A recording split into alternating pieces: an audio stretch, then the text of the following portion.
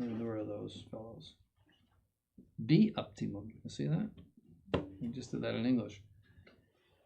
We assert that nothing can creep into the general discipline of the church which is contrary to faith and morals. So it may not be the best thing for, the suppression of the Jesuits. That's not really discipline, though. There's all sorts of disciplines like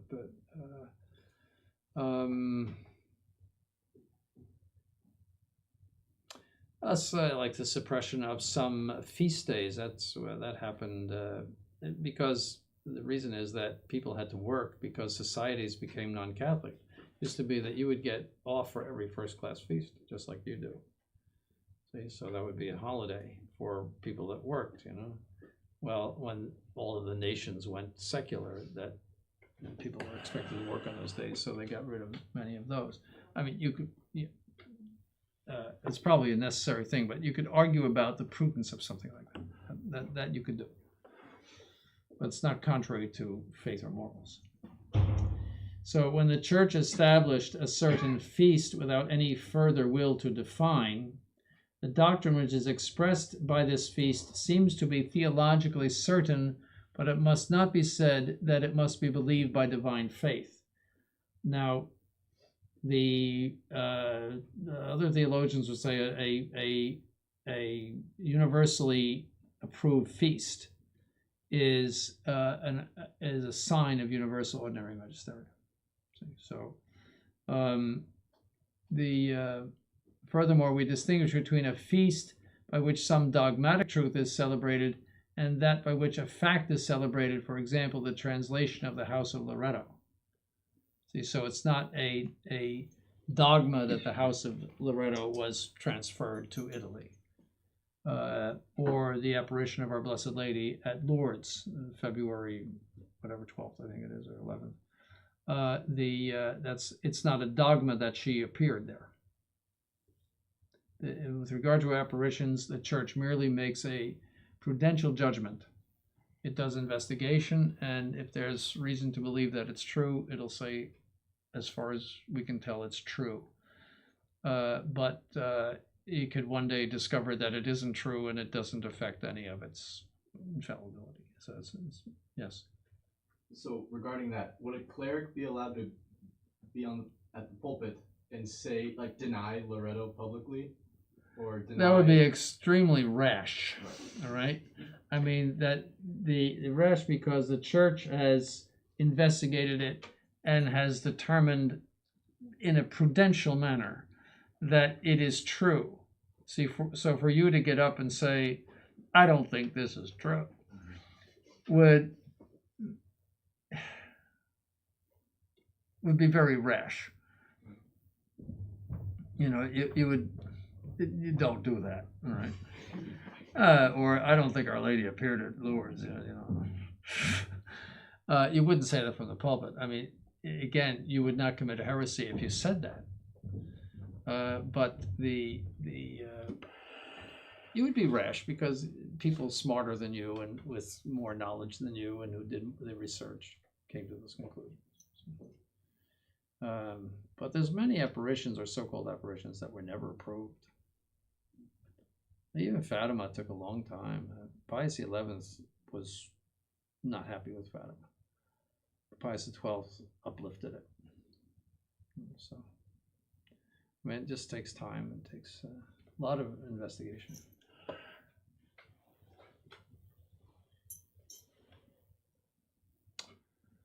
So, and that has nothing to do with messages either. And an approval of an apparition says nothing about the messages, whether they're true or false. Pius XI condemned the second set of messages, I think around 1880, that were published in 1880, where it says Rome will lose the faith and become the seat of the Antichrist. That was condemned by Pius XI in the early 1920s. So it's something to know, because people love to quote that message was condemned. So.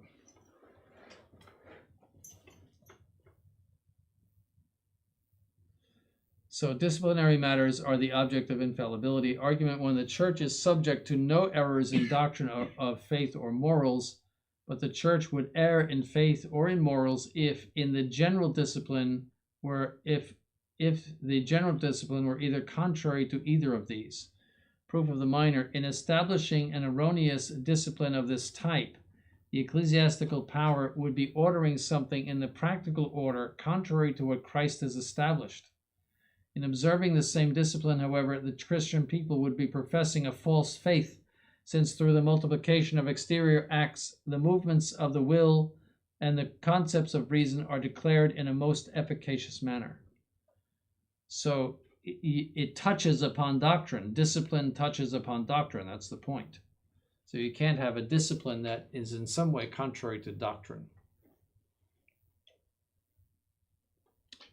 Argument 2, the church, in determining the object of its infallibility, does not err, as we have seen, but the church has affirmed its infallibility in disciplinary matters by words and deeds.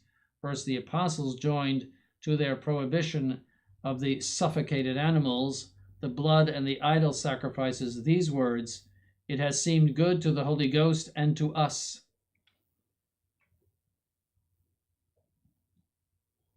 St. Augustine said, "The Church of God does not approve those things which are against faith or a good life, nor is it silent about them, nor does it do them." Likewise, recalling those things which the Church does throughout the whole world, he adds, "And hence to dispute whether it should be done in such a way pertains to the most insolent insanity." New Mass.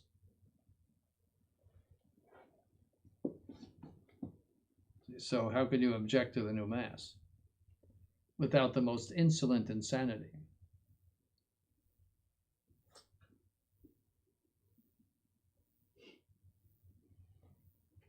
See, I mean, it has to go one way or the other. Either he is the Roman Pontiff and you say, well, I don't like it, but I have to take it because of the infallibility of the church in liturgical matters. It may be imprudent, you could say that, but I have to take it. But if you say we're rejecting it on the basis of doctrine, which they do, not on the basis of beauty or something like that, but on the basis of doctrine, then they are implicitly accusing the church of prescribing something which is false, evil. And that's also against the Council of Trent, which we'll see.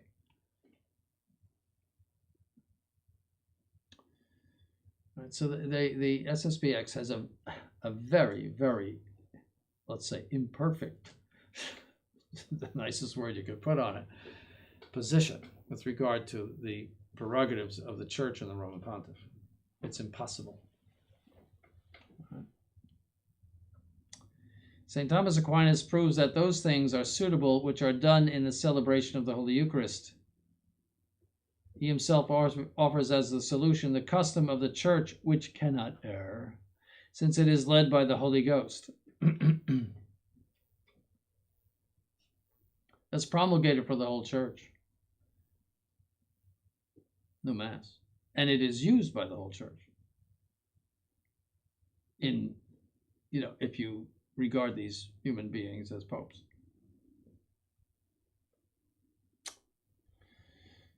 So to say that it errs is to implicitly demand the conclusion that these people are not true popes.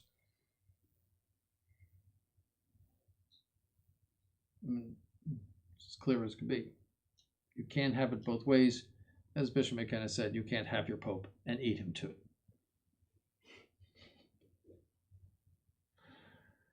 So you can't have it both ways. You can't reject his disciplines and his teachings and say at the same time we're submitted to the Pope and he's the Pope, and condemn people who say that he's not the Pope. It doesn't fit. It just doesn't go. It's a square peg in a round hole.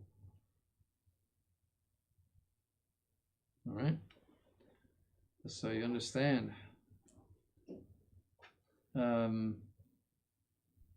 The Council of Trent in session 22, Canon 7 says, If anyone should say that the ceremonies, vestments, and outward signs which the Catholic Church makes use of in the celebration of masses are incentives to impiety rather than offices of piety, let him be anathema.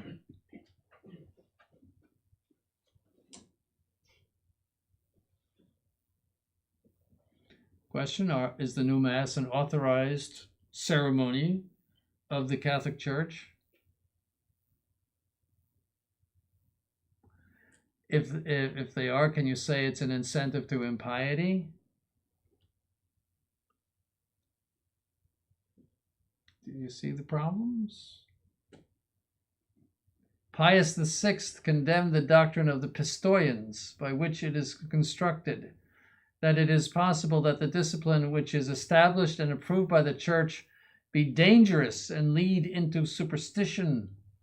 He condemned it with this note: false, rash, scandalous, pernicious, offensive to pious ears, insulting to the Church and to the Spirit of God, by whom it is ruled, at least erroneous.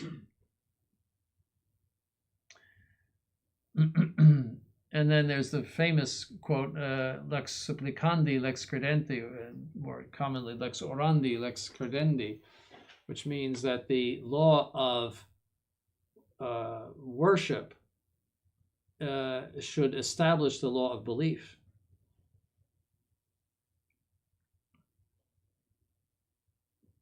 See, so worship and belief are intimately connected. See, the Mass is, every Sunday a type of catechism lesson, in the sense that it manifests the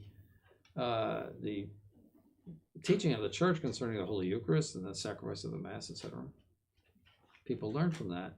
And they also learn from the new Mass. Father Bob gets up on a table that looks something like this and talks to the people, how you're doing today. And, we're fine, Father. And they do. They make comments from the altar, and the sermons are insipid and stupid. It's the only word for it. Yeah. So, you have the problem right here. So we'll take a look at that supplement that I gave you before we get into the objections.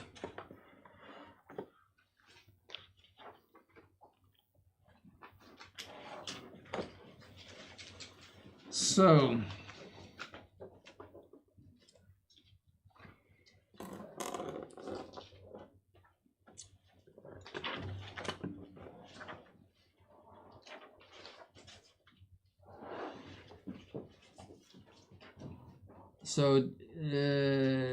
disciplinary things are said to be the administration of holy things, the regulation of morals, and the laws of the Church and her ministers, those things that pertain to those things. Similiter apud costa among some theologians, that says disciplines by name are understood those laws and institutions, those things set down, which pertain to the external government of the Church. So we're talking also about canon law, no? Also, he looked confused. I was showing him what we're reading. Page 1 of De Infallibilitate Ecclesiae in Rebus Tissue. Maybe you weren't here when I did. I think this was the class that I worked sick. I believe A month ago. Ah. Well, you can just listen for now. I'll give it to you later.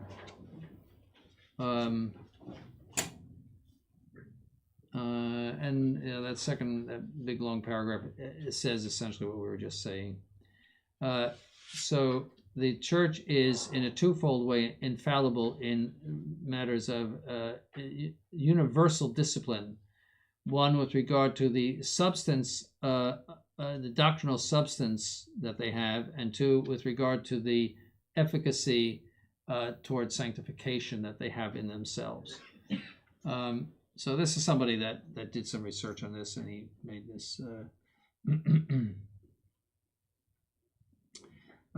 St. Augustine said, the Church of God does not approve, nor is silent about, nor does those things which are against faith or good life. In the Epistle 55, chapter 19, number 25. See, so the following things are concluded from this. The church is infallible with regard to the doctrinal substance of the disciplinary things. So he quotes from it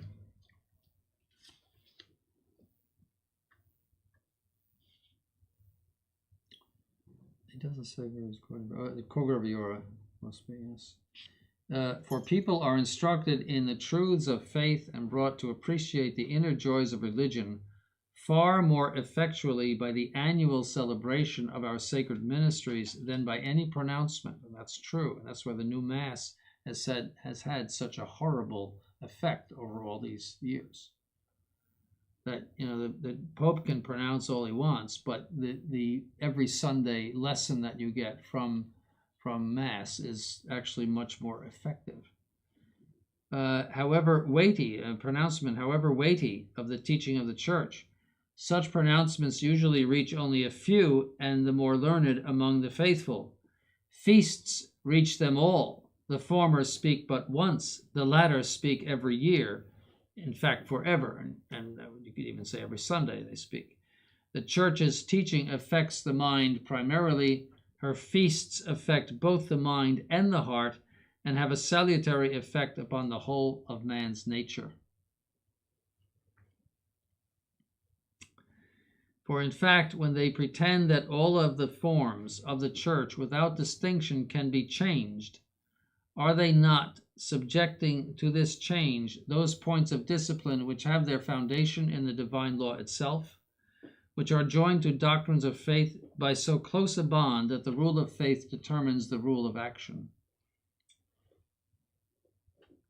Moreover, as our predecessor Pope Pius VI pointed out in his apostolic letters, in which he condemned the civil constitution of the clergy in France, discipline is often so closely united to dogma, it has such an influence on its preservation and on its purity, that the sacred councils have not hesitated in many cases to pronounce anathemas against those guilty of disciplinary violations and separated them from communion with the Church.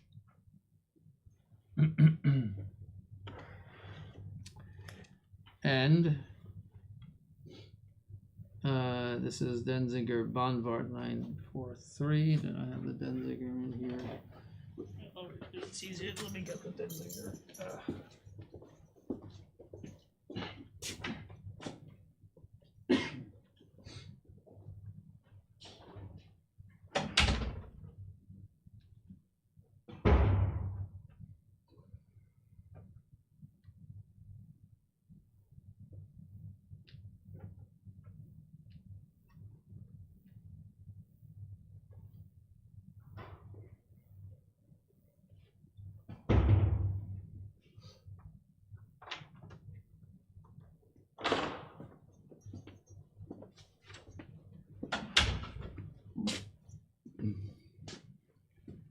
This is the Council of Trent on the solemn ceremonies of the sacrifice of the Mass. This is Denzinger 943. And since such is the nature of man that he cannot easily, without external means, be raised to meditation on divine things, on that account, Holy Mother Church has instituted certain rites, namely that certain things be pronounced in a subdued tone in the Mass, and others in a louder tone.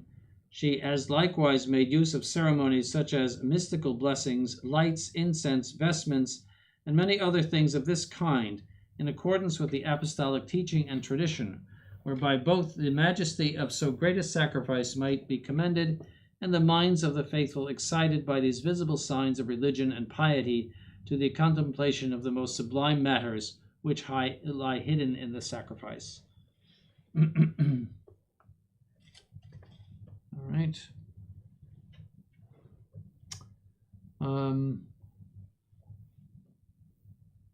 And then you have the a quote from Schultes, who was he wrote a De Ecclesia.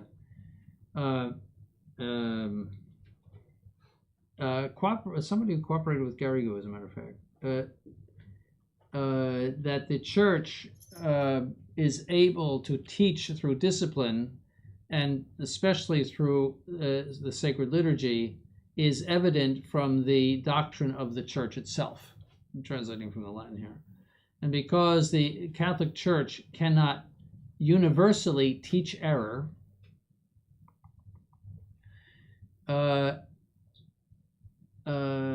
it has instituted that certain things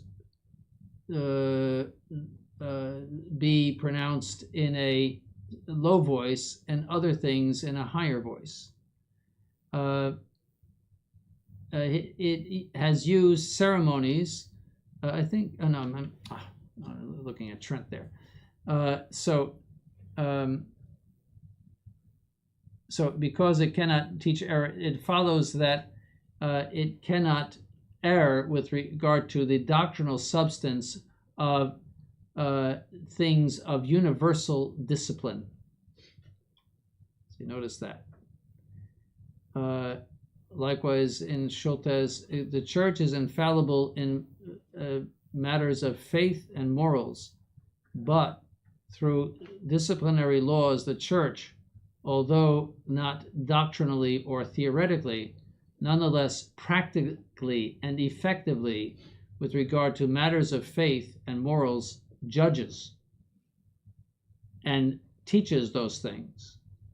For law involves a doctrinal judgment. A disciplinary law involves a doctrinal judgment. Error, therefore, in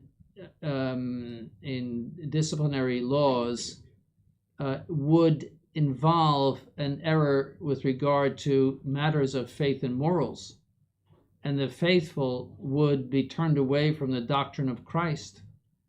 And the church, through disciplinary laws, although indirectly and only in a practical way, is teaching, nonetheless, it teaches in a most efficacious manner. Through practice and observance of laws, the doctrines which are included in the law are applied to the minds of men in a most efficacious manner. That's Schultes. It all makes sense. The disciplines are reflections of the dogmas. So, so the church is holy not only intrinsically, that is in its constitution, but also actively as it sanctifies. So we have Cor Graviora again.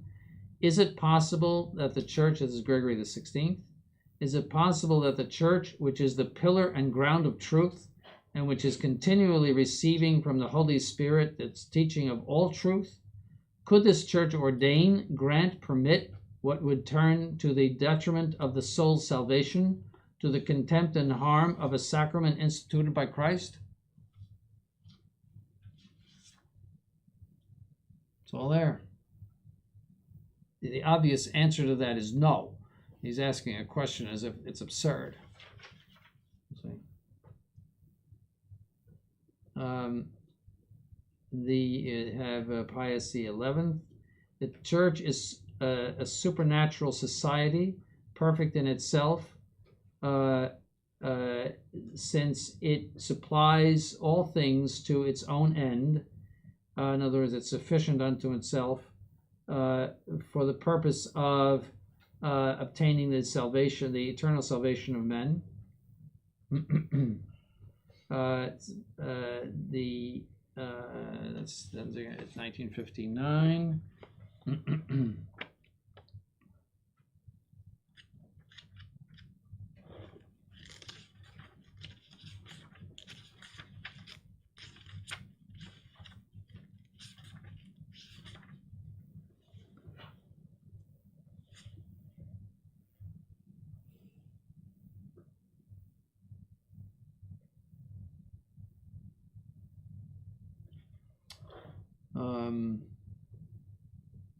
The church is a society.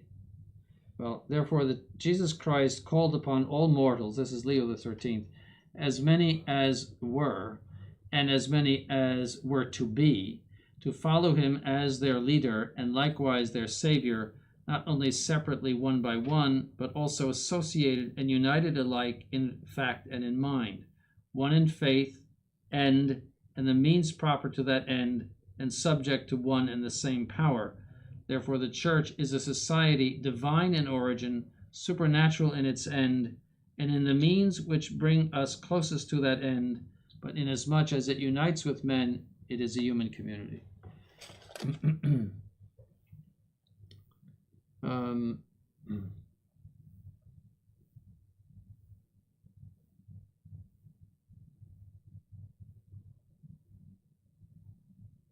Just wondering where he's.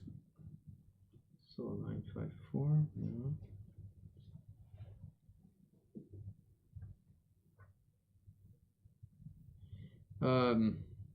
Professores, okay, this is from the Professors of Theology, and this is another quote from theologians. Christ instituted the church for that end, namely that men through correct paths, that it lead men through correct paths to the kingdom of heaven, but it would not lead them through correct paths if it defected from the true paths, but rather, would lead them away from the true paths if it erred in those things which it legislated to be observed. Therefore, the church is infallible with regard to discipline. Furthermore, it would not be a holy church if if it could command something against divine law or the natural law. Therefore, nothing of this type can be commanded by the church. Therefore, it is infallible in discipline. Same principle all the way through.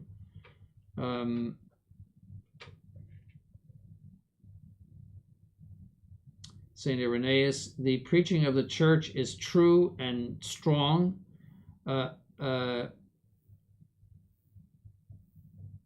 in which one and the same way of salvation is shown to the whole world. And St. Cyril of Alexandria, the church everywhere follows Christ, and that holy multitude of believers from that which calls them into salvation is never disjoined from it. In other words, by following the church, you can't be disjoined from the path of salvation. And that's very, very important. We don't have to second guess the Catholic Church. We don't have to sift. What good is the Catholic Church if you have to sift it? Of what purpose is it? If it could tell you to commit a mortal sin or do something wrong, if it could deter you from the right path, what good is it? Why not just get your Bible like the Protestants do?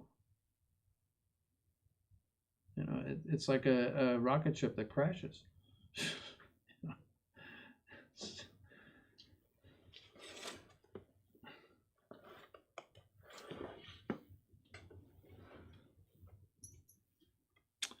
Let's see, so and then there's the quote of Denzinger 954, which of Trent we saw. Mirari Vos, also Gregory the 16th. It would be beyond any doubt blameworthy and entirely contrary to the respect which the laws of the Church should be received by a senseless aberration to find fault with the discipline which she has established, and which includes the administration of holy things, the regulation of morals, and the laws of the Church and her ministers, or to speak of this discipline as opposed to certain principles of the natural law, or to present it as defective, imperfect, and subject to civil authority. Are they, this Coguraviora, are they not trying, moreover, to make of the church something human? Are they not openly diminishing her infallible authority and the divine power which guides her in holding that her present discipline is subject to decay, to weakness, and to other failures of the same nature, and in imagining that it contains many elements which are not only useless but even prejudicial to the well-being of the Catholic religion? Coguraviora and Auctorum Fidei doesn't give the let's see, 1794. That's Pius VI's condemnation of the Synod of Pistoia. Let's see where he's quoting from. 1728, 28th of August.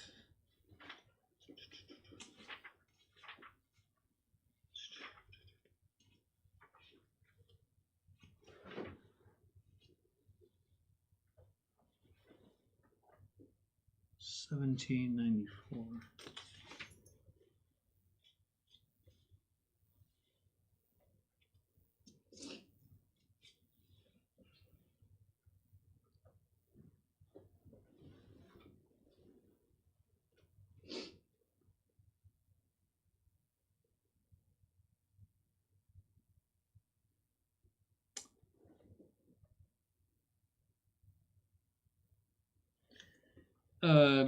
This is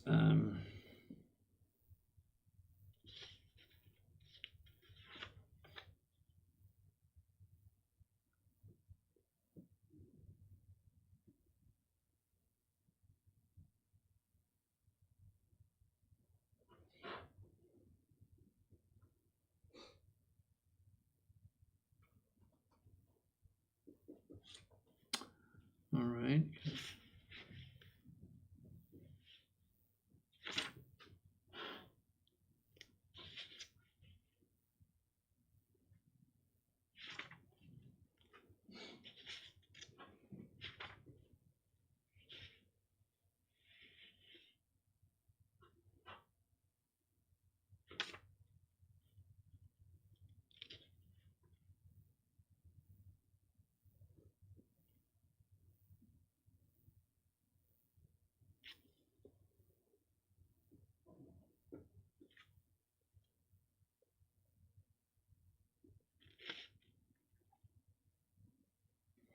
The proposition of the synod by which, this is the Synod of Pistoia, I said on the first syllable synod, but the proposition of the synod by which it shows itself eager to remove the cause through which, in part, there has been induced a forgetfulness of the principles relating to the order of the liturgy, by recalling, quote, by recalling it, the liturgy, to a greater simplicity of rites, by expressing it in the vernacular language, by uttering it in a loud voice. As if the present order of the liturgy, received and approved by the Church, had emanated in some part from the forgetfulness of the principles by which it should be regulated. That's what they said, the modernists. See, it got Baroquicized. This is rash, offensive to pious ears, insulting to the Church, favorable to the charges of heretics against it. See, the Synod of Pistoia was a synod for people who were of Jansenist tendency. And the Jansenists always wanted to see a reform of the liturgy to make it more simple. So, sounds.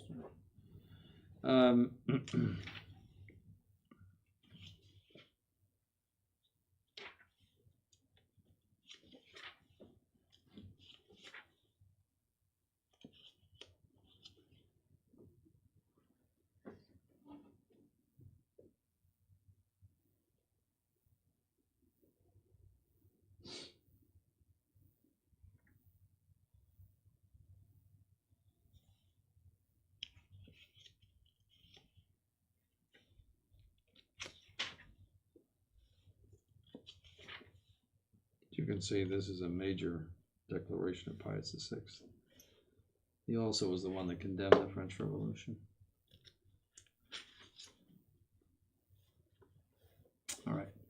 So anyway, that's that. All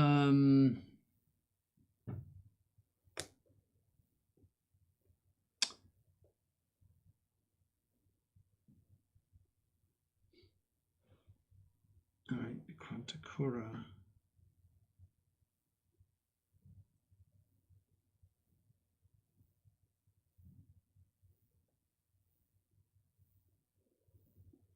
Yes. 1688.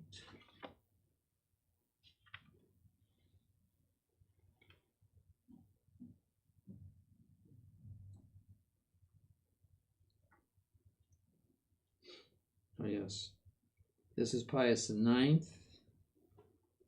And we cannot pass over in silence the boldness of those who, quote, not enduring sound doctrine, unquote, that's from 2 Timothy, contend that, quote, without sin and with no loss of Catholic profession, one can withhold assent and obedience to those judgments and decrees of the Apostolic See, whose object is declared to relate to the general good of the Church and its rites and discipline, provided it does not touch dogmas of faith or morals. See, so it condemns the idea that you can repudiate the rites and disciplines of the Catholic Church. It's condemned. There is no one who does not see and understand clearly and openly how opposed this is to the Catholic dogma of the plenary power divinely bestowed on the Roman Pontiff by Christ and the Lord himself of feeding, ruling, and governing the universal church.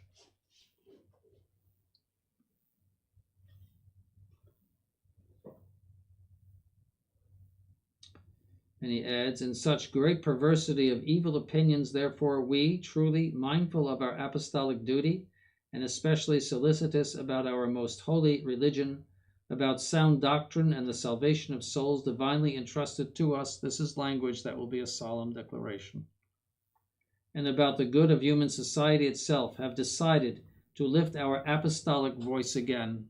This is all solemn language. And so all and each evil opinion and doctrine individually mentioned in this letter, by our apostolic authority, we reject, proscribe, and condemn, and we wish and command that they be considered as absolutely rejected, proscribed, and condemned by all the sons of the Catholic Church. That is a solemn condemnation, all right?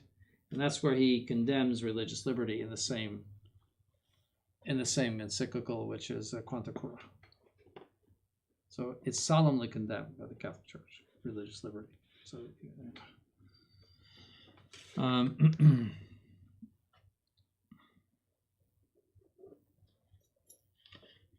right.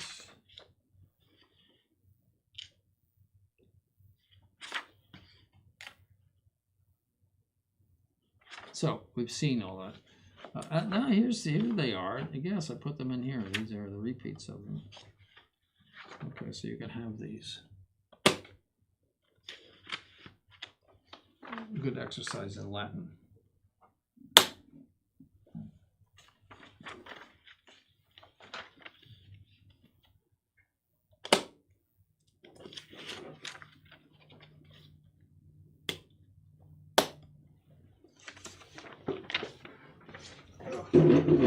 So the point is that the disciplinary laws of the church are infallible in the sense that they cannot prescribe anything against faith and morals. We call that negative infallibility. It's a common term for it. Negative infallibility in the sense that they are reformable. If something were positively infallible, it means that it's not reformable. It's set like stone. But it means that it cannot, you see, it's negativity in it. It cannot prescribe anything that is against faith and morals. All right? It cannot lead to impiety or, be bad for the church in some way. It could be imprudent, but not against faith and morals. So make all the proper distinctions. All right. Now we'll return to our text. Objections. The infallibility of the church is such that the internal piety of faith and morals be preserved, but disciplinary matters pertain only to external order and worship. This is a typical objection. I distinguish the major. The scope of infallibility is the preservation of internal things, excluding external things. I concede, excluding them, including in external things. I concede, excluding them, I deny. And I distinguish the minor. Disciplinary matters pertain to these external things completely apart from matters of faith and morals. I deny. In connection with them, I concede. So we've already seen that in what I just pointed out to you in those papers. St. Thomas says, through multiplied exterior acts, the interior movement of the will and the concept of reason is most efficaciously declared. So the faith does not remain dead. It expresses itself in exterior acts. From this it happens that discipline is a certain practical profession of faith. Accordingly, the repetition of the doxology Gloria Patri expresses the dogma of the Trinity. The priest makes the sign of the cross something 30-some times in the Mass. And that is to remind him and to objectively show that the Mass is the representation of the cross of Christ. But he's making the sign of the cross many, many times. Instance, sometimes disciplinary laws were harmful. Therefore, it is not impossible that the Church err in making laws. I distinguish the antecedent. Disciplinary laws have been harmful to some, and per accidens I concede, to the universal Church, and per se I deny. In making laws, one must pay attention to the common good. See, the object of law, the formal object of law, that's what makes law to be law, is the common good. It must seek the common good. St. Augustine teaches this in his epistle 98 to Vincentius. To some, these things will not be of benefit. Should therefore the medicine be set aside because the suffering of some is incurable? But you must also pay attention to the very many in whose health we rejoice. So, for example, a fasting law, a universal fasting law, could be burdensome on some, where war is going on, for example, but not burdensome on others. So that is possible, but it's not against faith or morals. It just might be not a good idea. And that's why, almost every place was dispensed, France and Spain and in South America was dispensed of the Friday abstinence because of some reason or other. I remember being in Spain, and it was a Friday, and I was with Father Hercule, and we were in a restaurant. It was Friday, we got to get fish, and Father Hercule said, "This is Spain." And sure enough, they don't have the law there. And in Austria, you are not bound to the Friday abstinence if you are traveling or eating in a restaurant. In Austria. Yes, and I remember profiting from that as well. So there are local rules for one reason or another. I mean, World War II, everybody, a whole bunch of people. That's why the Lenten fast, the French don't know anything about the Lenten fast because it was dispensed during the war. See, it was never dispensed here. But it just doesn't exist. And Spain, I think our colonies got off on Fridays. I think so, right? All of our colonies. Lucky for you, right? No, the United States was always fasting. I think even during the war they were fasting. I mean, there were some shortages here, but the shortages in Europe were terrible. The English told me that they were still rationing food in 1955 in England. That's how bad it was. 10 years after the war ended. See, so yeah, both wars were very, very hard on Europe, but the United States was relatively exempt from those things. I mean, there was rationing during the World War II. You had to get coupons to buy sugar and various things that being used for the troops, or you couldn't get them. In other words, that there were certain products that were imported. You just couldn't get it. Silk, for example, forget it. It was all the Far East. You know, it was Indonesia, those places that were war torn, and so you couldn't get anything from the Far East. And my mother said, she lived through that time. She said that you were always concerned because Hitler was always saying he was going to bomb New York.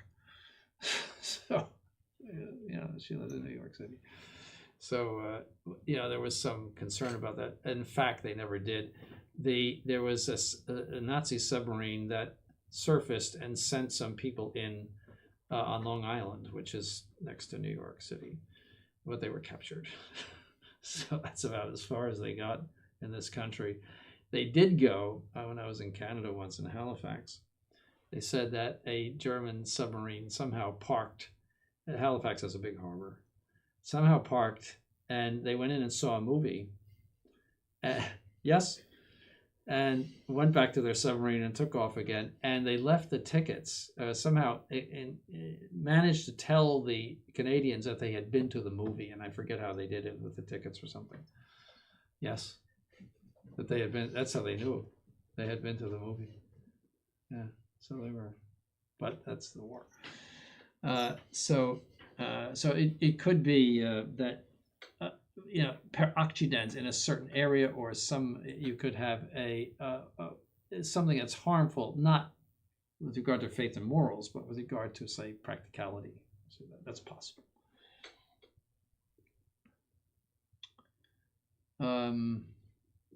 So no one would affirm that in making ecclesiastical laws there was never used more rigor than what was necessary. Therefore, it can happen that the church can err in disciplinary matters. Let the antecedent pass.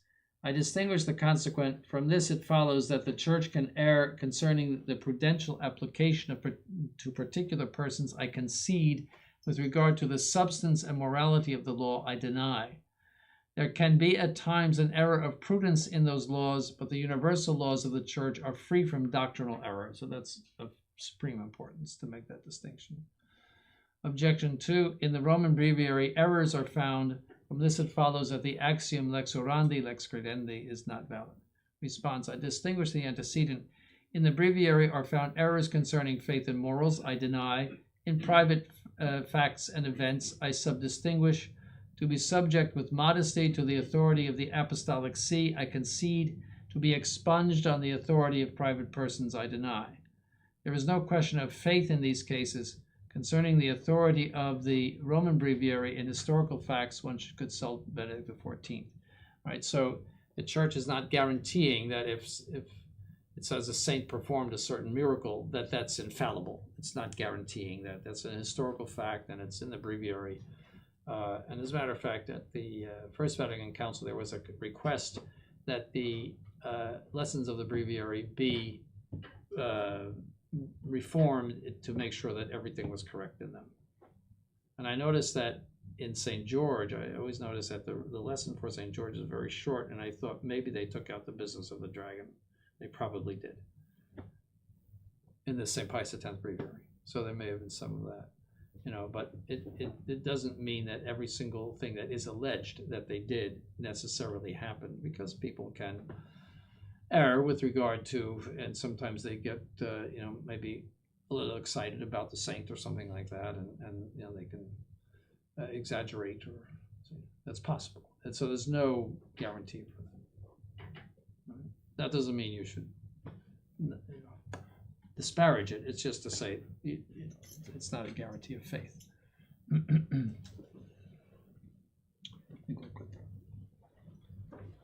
All right, so this is very important for the present situation. In other words, the repudiation of the new rite of Mass, what that involves is an implicit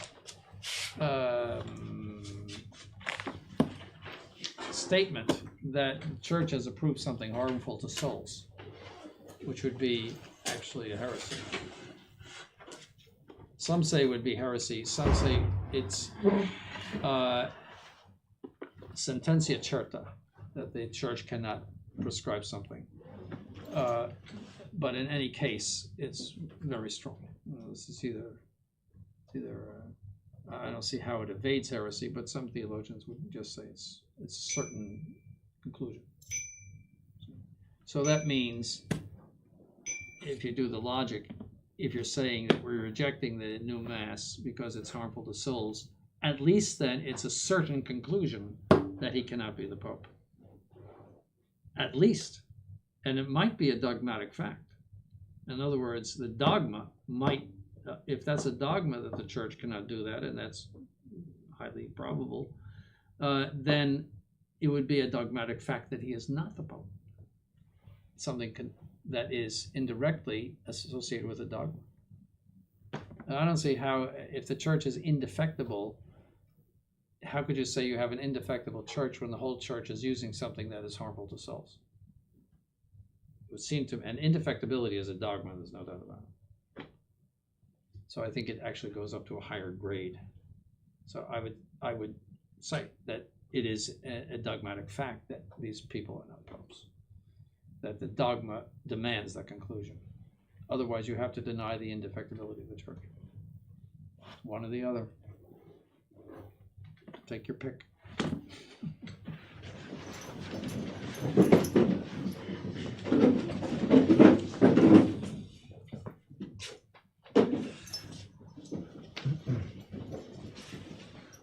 In nomine Patris et Filii et Spiritus Sancti, amen. Sub tuum praesidium confugimus Sancta Dei Genitrix